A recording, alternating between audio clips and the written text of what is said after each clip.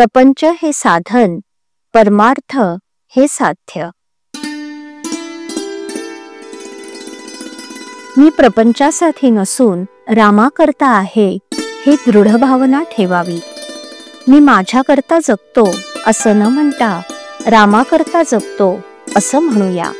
मग रामाचेच गुण अंगी येतील. आपण प्रपंचाकरता जगतो म्हणून प्रपंचाचे गुण अंगी येतात. म्हणून भगवंताकरता जगावे. प्रपंच हे साधन आहे, परमार्थ हे साध्य आहे. प्रपंच कुणाला सुटला आहे, पण साधू त्याचा सदुपयोग करतात. आम्ही तसा करत नाही म्हणून परमार्थ साधत नाही. जगात 3 गोष्टी दुर्मिळ आहेत: मनुष्य जन्म, संत समागम आणि मुमुक्षत्व. मनुष्य जन्म हा परमार्थाकरताच आहे, विषय भोगासाठी नव्हे. परमार्थाची तळमळ लागली पाहिजे. तळमळ उत्पन्न झाल्यावर, मन शुद्ध झाल्यावर राम भेटेलच. समई लावली पण तेल वरचेवर न घातले तर ती विझेल. स्मरणरूपी तेल वारंवार घालावं, मग परमार्थ दिवा कायम राहील. परमार्थ हा मुख्यतः अनुभवाचा आहे. पंढरपूरला जायचं असेल तर वाट चालू लागली पाहिजे. मग वाटेत कोणीतरी वाट दाखवणारा भेटतोच, निदान पाट्या तरी आढळतात. आम्ही परमार्थ मार्गावर प्रत्यक्ष चालूच लागत नाही, मग वाटाड्या कसा भेटणार? परमार्थ मार्गावर गुरु खास भेटेलच. म्हणून रामाचं अखंड स्मरण ठेवून परमार्थाला लागूया. आचार आणि विचार यांची सांगड असावी.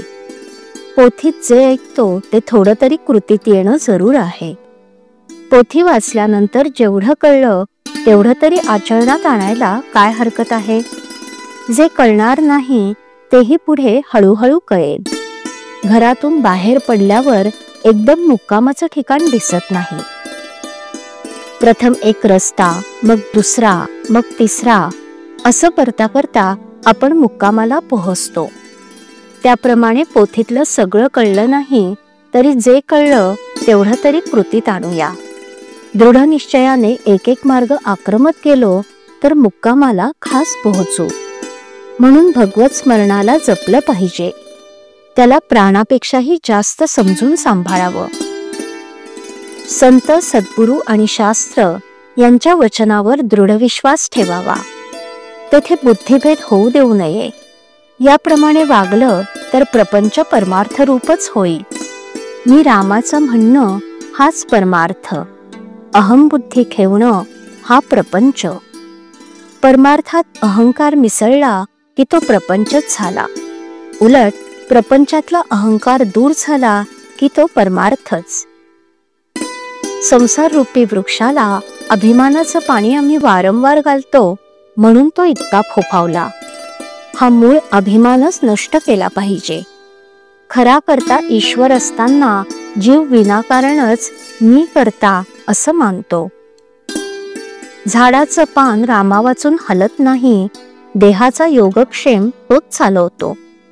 मी करता नसून राम करता ही भावना वाढविणे हीच खरी उपासना. श्रीराम.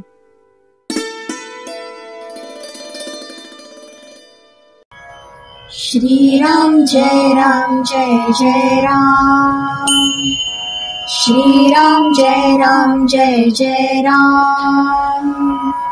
श्रीराम जय राम जय जय राम. श्रीराम जय राम जय जय राम. श्रीराम जय राम जय जय राम. श्रीराम जय राम जय जय राम. श्रीराम जय राम जय जय राम. श्रीराम जय राम जय जय राम. श्रीराम जय राम जय जय राम.